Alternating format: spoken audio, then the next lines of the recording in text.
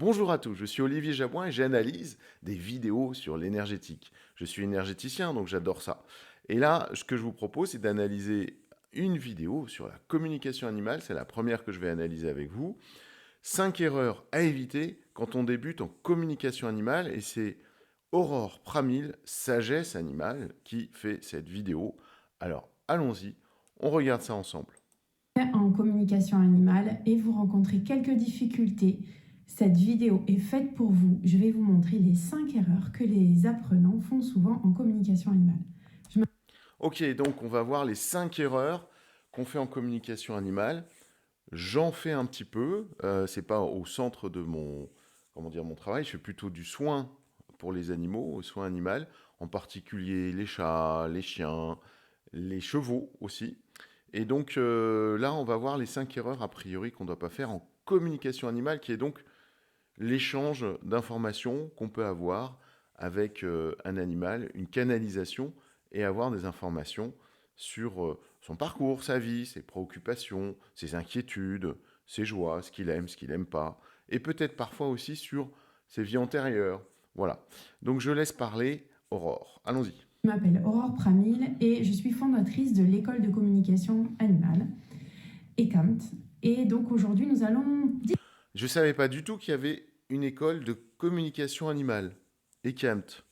Alors là, c'est une découverte. Voilà. discuter un petit peu des erreurs les plus fréquentes que les apprenants peuvent faire quand on débute en communication animale. Donc si J'aime bien le petit chat, c'est très mignon. c'est votre cas, restez avec nous et nous allons démarrer tout de suite. La première erreur que vous faites souvent, c'est d'être trop pressé. Vous voulez tout de suite avoir des résultats. C'est normal, vous avez très envie de découvrir la communication animale et vous vous donnez à fond pour réussir. Mais vous allez trop vite et vous oubliez de prendre le temps d'apprendre à ressentir, d'apprendre à comprendre vos ressentis.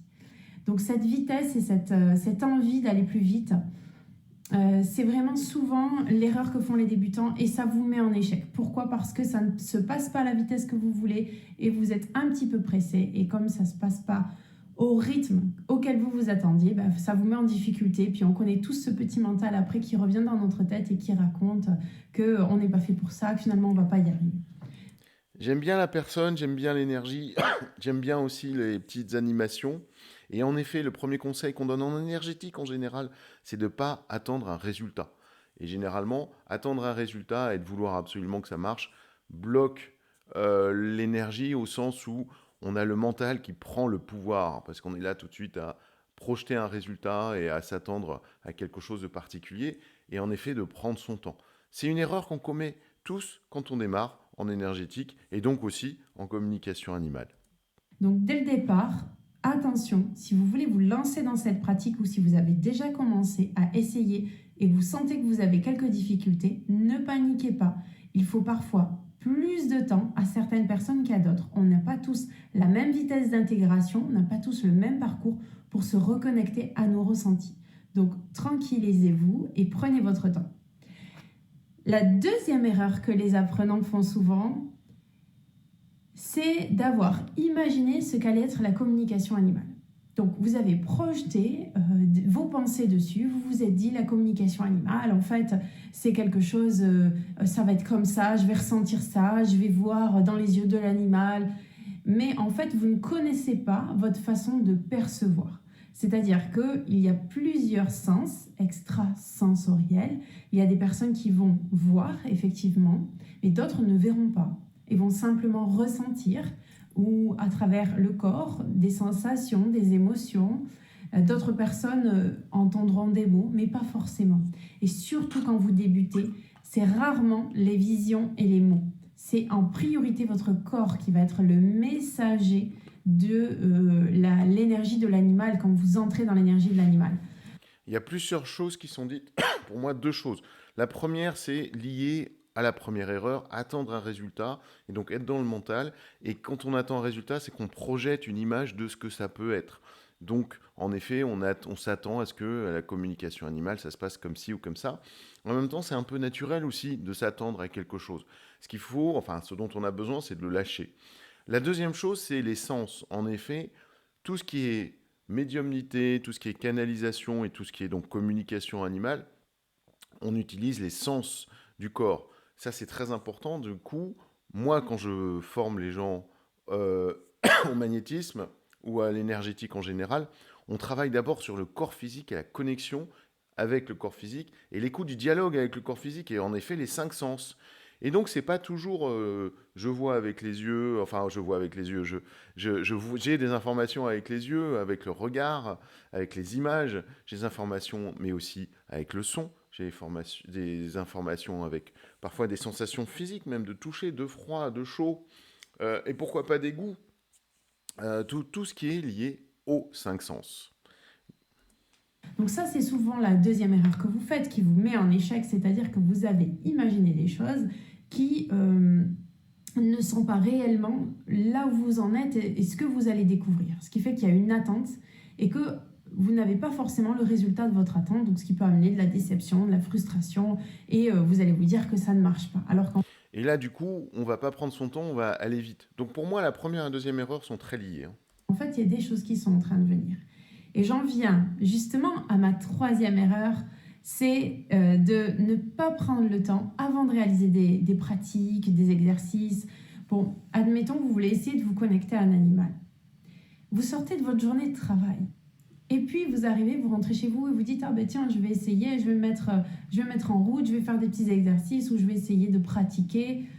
Vous n'avez pas fait de sas de détente avec votre journée, vous êtes encore dans votre énergie, vous êtes encore dans votre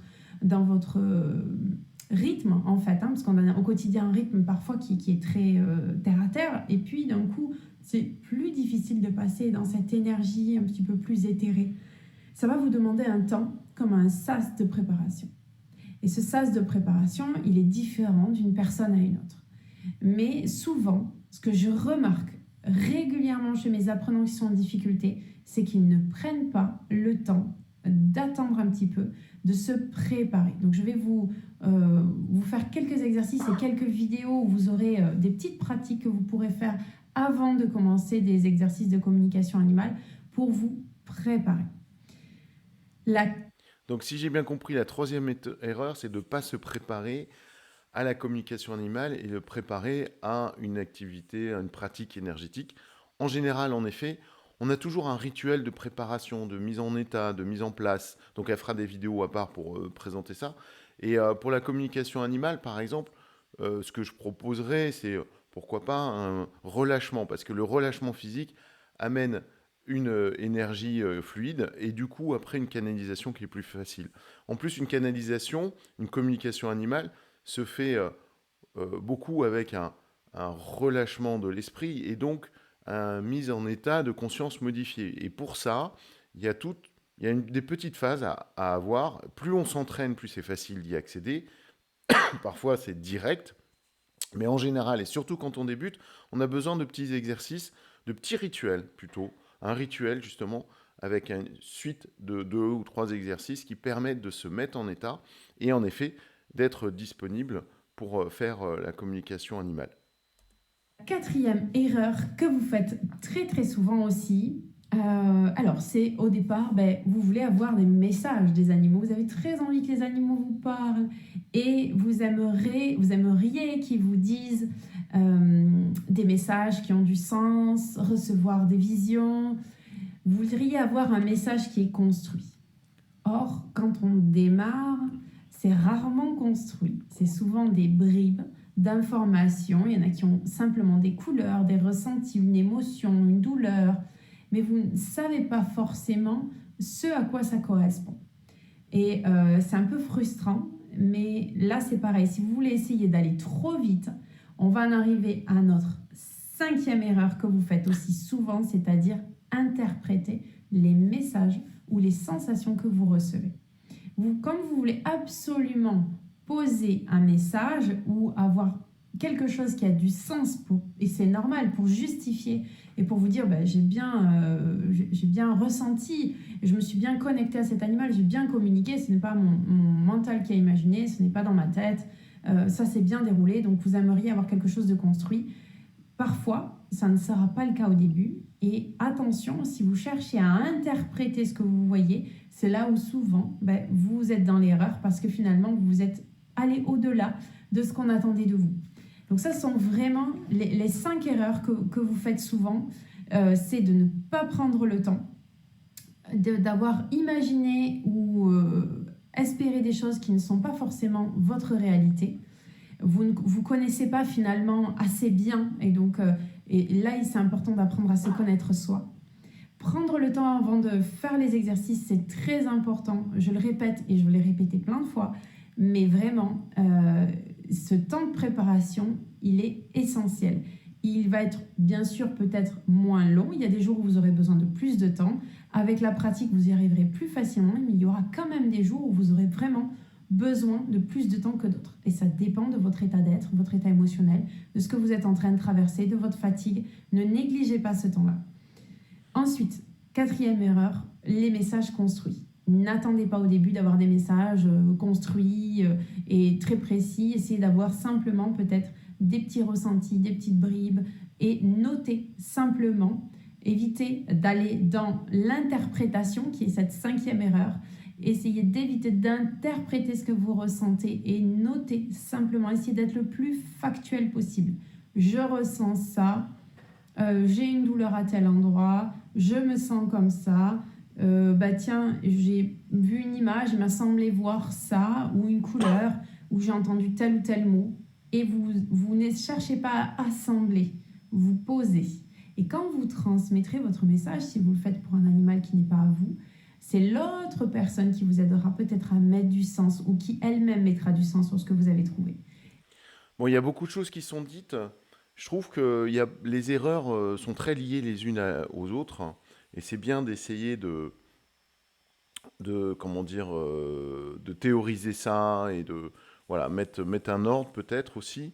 Mais il y a beaucoup dans les erreurs qui sont décrites, c'est on espère quelque chose.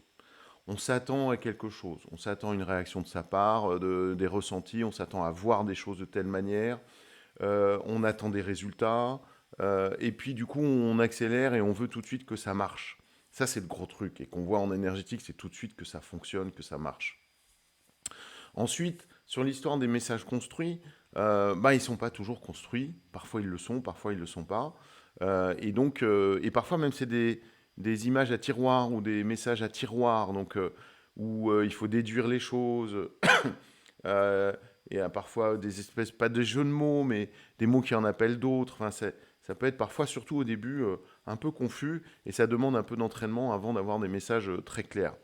La dernière chose, en effet, c'est de ne pas interpréter ses ressentis, ne pas interpréter tout court, et de transmettre les messages tels quels. Moi, j'aime bien le mot verbatim, c'est-à-dire mot à mot, tels qu'on les voit, ou décrire les images telles qu'on les voit, décrire les sons tels qu'on les entend, décrire les ressentis tels qu'on les ressent, et pour ne pas justement induire auprès en particulier de la personne qui est là. Et c'est vrai que par rapport à l'histoire de l'animal, on peut avoir des interprétations et du sens. Moi, souvent, la communication animale, je la fais à distance. Et donc, je fais la communication animale et j'échange ensuite avec le gardien de l'animal, on aime bien dire ça. Et donc, du coup, la personne dit, ah bah oui, elle a vécu telle chose, et parfois, d'ailleurs, la personne qui s'occupe de l'animal n'est pas au courant de l'histoire de l'animal parce que elle l'a trouvé, récupéré entre guillemets dans un refuge, dans une SPA, etc. Et du coup, ça amène comment dire, des informations sur le vécu de l'animal, mais aussi parfois et souvent sur le vécu aussi karmique de l'animal, donc ce qu'il a vécu dans les autres vies et ce qu'il vit là. Un animal aussi peut incorporer ou incarner aussi un guide. Ça peut arriver, ça m'est arrivé dans un soin ou deux, où soudainement l'animal est là pour vous guider dans une certaine réincarnation. Voilà. Donc là, elle n'a pas du tout parlé de ce genre de choses, hein. C'est juste les erreurs. Je crois que l'erreur globale en énergétique, c'est être dans l'attente de résultats. Et en effet, de ne pas prendre son temps, de ne pas bien se préparer aussi, ça a été dit, ça c'est vrai. Donc tout ça est super intéressant. Je laisse finir notre chère Aurore Pramil. Et certes, au début, c'est un peu frustrant, mais si vous prenez la peine de faire comme ça, vous irez plus rapidement vers de la justesse, et de la précision dans vos communications. Ne sautez pas les étapes et prenez votre temps. Je vous souhaite plein de courage. Si cette vidéo vous a plu, n'hésitez pas à vous abonner, à mettre un j'aime et à me mettre en commentaire quelles sont vos principales difficultés, vous qui démarrez en communication animale. Voilà. À très bientôt. À très bientôt. Voilà. Donc, pareil, abonnez-vous, likez cette vidéo, mettez vos commentaires. Qu'est-ce que vous pensez de la communication animale? Est-ce que vous en faites? Est-ce que vous pratiquez? Comment vous le vivez? Est-ce que vous débutez ou est-ce que vous êtes expérimenté? Moi, j'ai beaucoup aimé cette petite vidéo d'Aurore Pramil. Je trouve ça très synthétique, très clair. Ça permet de mieux comprendre les erreurs à ne pas commettre en communication animale. Ça fait plaisir ce genre de vidéo. Et puis on sent bien l'expérience, on sent bien le professionnalisme et quelqu'un qui sait de quoi elle parle. Et ça, c'est agréable. Voilà, donc on se retrouve à la prochaine vidéo d'analyse. Et bien sûr, toujours dans la lumière. Ciao, ciao!